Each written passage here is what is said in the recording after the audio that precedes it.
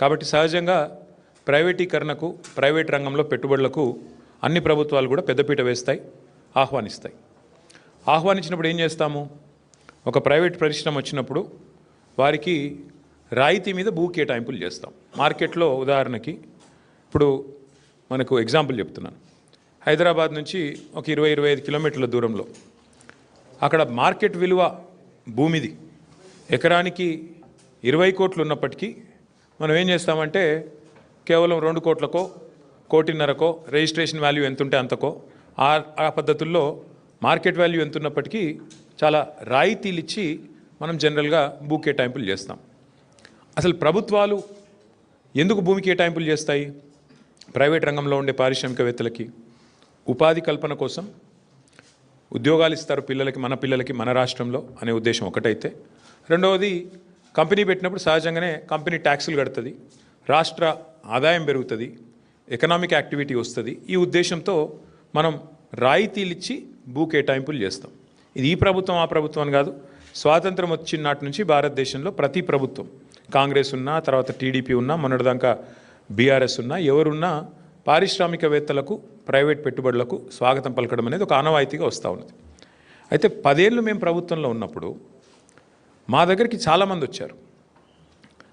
అందులో కొంతమంది బ్రోకర్లు ఉన్నారు, కొంతమంది పారిశ్రామికవేత్తలు ఉంటారు. వాళ్ళు వచ్చి ఏం చెప్తారంటే, సార్ హైదరాబాద్లో మాకు విలువైన భూములు ఉన్నాయి, నాకు నాచారంలో ఒక 10 ఎకరాల భూమి ఉంది, గతంలో ప్రభుత్వమే కేటాయించింది, నేను అక్కడ పరిశ్రమ కూడా ఒక 10 ఏళ్ళు నడిపిన, కానీ ఇప్పుడు పరిశ్రమ మూతబడిపోయింది, ఇప్పుడు ఆ 10 ఎకరాలు నేను ఏమైనా చేద్దామంటే నాకు మరి అది పారిశ్రామిక జోన్లో ఉంది, అక్కడ నేను అపార్ట్మెంట్లు కట్టుకుంటా, నాకు పర్మిషన్ ఇయ్యి అని చెప్పి కొంతమంది బ్రోకర్లు వచ్చారు. నేను చాలా నిర్ద్వందంగా చెప్పిన, అది ప్రజల సొమ్ము, ప్రభుత్వం ఇచ్చిన భూమి అంటే అది ప్రజల సొమ్ము, నీకు అడ్డికి పావు షేర్ ఇచ్చిండ్రు, చాలా తక్కువ రేటుకు త్రోవే ప్రైస్కి నీకు ఇచ్చిండ్రు, ఇస్తే నువ్వు దాంట్లో పరిశ్రమ నడపాలా, ఉపాధి కల్పించాలా, కల్పించినావు కాబట్టి, కొంత నడిపినావు కాబట్టి నీకు సేల్ డీడ్ కూడా ఇచ్చేసింది గవర్నమెంట్. కానీ ఇవాళ నువ్వు అపార్ట్మెంట్లు కట్టుకొని మొత్తం డబ్బులు నువ్వే మింగుతా అంటే అది చాలా తప్పు. ఎందుకంటే అక్కడ ప్రైవేట్ రంగంలో ప్రైవేట్గా కొనుక్కుంటే అక్కడ 50 కోట్లు ఉంటుంది ఎకరం నాచారంలో. మరి నువ్వేమో ఎప్పుడో 20 ఏళ్ళ కింద తీసుకొని ఇప్పుడు దాన్ని ప్రైవేట్గా మొత్తం నేను మొత్తం గుటకాయ స్వాహా చేస్తా, నాకు మద్దతు ఇవ్వంటే నేను ఇవ్వలేను బాబు అని చెప్పిన. సరే మాకు డబ్బులు ఆఫర్ చేసినారు, చాలా చేసినారు. అట్లా కాదు సార్, మీకు ఇంత ఇస్తాం అంత ఇస్తాం, nothing doing, we will not do this, we will not entertain this అని చెప్పి మేము ఆ రోజు ఎక్కడా కూడా ఇట్లాంటి కన్వర్షన్లకు మేము తావు ఇవ్వలేదు.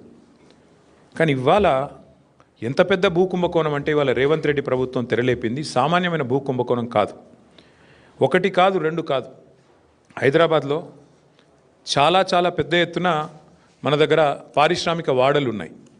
ఉదాహరణకి హైదరాబాద్ నడిబొడ్డున అజామాబాద్ ఇండస్ట్రియల్ ఏరియా ఉంటుంది, పక్కనే బాలానగర్, కుకట్పల్లి, జీడిమెట్ల, నాచారం, మల్లాపూర్, ఇంకా చాలా ఉన్నాయి చుట్టూ పారిశ్రామిక వాడలు హైదరాబాద్లో ఓఆర్ఆర్ లోపల బోలెడు ఉన్నాయి. ఎక్కడ కూడా ఇవాళ మార్కెట్లో మీరు చూసినట్టయితే అక్కడ ఎకరం 40-50 కోట్లకు తక్కువ ఎక్కడ ఉండదు. గజాల లెక్కనే ఉంది, ఎకరం లెక్క కూడా లేదు. గజాల చొప్పున 2 లక్షలు, 1-1.5 గజానికి ఈ స్థాయిలోనే ఉంటుంది. ఇవాళ అట్లాంటి భూముల్లో రేవంత్ రెడ్డి ప్రభుత్వం తెరలేపిన కుంభకోణం ఎంత పెద్దది అంటే దాదాపు 9,200 పైచిలుకు ఎకరాలు, దాదాపు 9,300 ఎకరాల భూమి హైదరాబాద్లో. అంటే మీరు సగటున 40 కోట్లు వేసుకున్న ఎకరానికి దగ్గర 4 లక్షల కోట్లు, దగ్గర అంటే 3.5 లక్షల కోట్ల నుంచి 4 లక్షల కోట్ల మధ్యన మార్కెట్ వాల్యూ ప్రకారం. లేదు 50 కోట్లు వేసుకున్నారనుకో సగటున, దగ్గర 5 లక్షల కోట్ల విలువ చేసే ఆస్తిని, అందులో మరి ఇవాళ ఆయన అనుయాయులకు, ఆయన వందిమాగదులకు, ఆయన బామ్మర్దులకు, ఆయన తమ్ముళ్లకు, ఆయన చుట్టూ ఉండే బ్రోకర్లకు ఇవాళ ఒప్పందాలు కుదిరించి ఒక అతిపెద్ద భూ కుంభకోణానికి రేవంత్ రెడ్డి ప్రభుత్వం మొన్న జరిగిన కేబినెట్ సమావేశంలో తెరలేపింది. ఇది నేనేదో ఊరికే ఆషామాషిగా ఆరోపణలు చేయట్లేదు. ఎక్కడెక్కడ విలువైన భూములు ఉన్నాయో ఇవాళ హైదరాబాద్ చుట్టూ అక్కడ రేవంత్ రెడ్డి ముఠా వాలిపోయింది. మొన్న కొండా సురేఖ గారి ఉదంతమే దానికి ఒక క్లాసిక్ ఎగ్జాంపుల్. కొండా సురేఖ గారి కుమార్తె ఆ రోజు కొన్ని ఆరోపణలు చేసింది నిర్దిష్టంగా, మిగతా ఆరోపణలు పక్కన పెడితే ఒక స్పష్టమైన ఆరోపణ ఆ రోజు చేసింది. అమ్మాయి మంచిరేవులలో ఒక భూమి ఉంది, ఆ భూమిలో రేవంత్ రెడ్డి గారి బ్రదర్ కన్నుబడ్డది, అందుకే ముఖ్యమంత్రి గారు జపాన్లో ఉంటే కూడా మేము అక్కడ ఆ భూమి కాడికి పోయేందుకు ఎండోమెంట్స్ రోడ్డు పర్మిషన్ ఇస్తే, ఎండోమెంట్స్ వాళ్ళు ఉన్న భూమిలోకి వెళ్ళి రోడ్డు పర్మిషన్ ఇస్తే ముఖ్యమంత్రి గారు జపాన్లో ఉండి కూడా ఆ ఫైల్ తెప్పించుకొని ఆపేసిండు. అంటే ఒక రియల్ ఎస్టేటు దందా చేసేవాడు ముఖ్యమంత్రి అయితే ఏమవుతుంది అంటే ఇది అవుతుంది. ఇలా ఆయన ఆలోచన అంతా కూడా భూముల చుట్టూ, భూమి చుట్టే పరిభ్రమిస్తూ ఉన్నది. ఇవాళ జరుగుతున్నది ఏంటి అంటే పక్కన బుద్వేల్లో మూసీ ప్రాజెక్టు పేరు మీద అక్కడ కుంభకోణం, అట్లాగే మెట్రోలో భూమి మీద కన్నేసే మెట్రో CFOని బెదిరించి ఎల్ఎన్టీని మెట్రోలోకి వెళ్ళి ఎలగొట్టిండు. ఒకటి రెండు కాదు నేను చెప్పేది, ఉదంతాలు మీరు చూడండి, ఒక ప్యాటర్న్ చూడండి.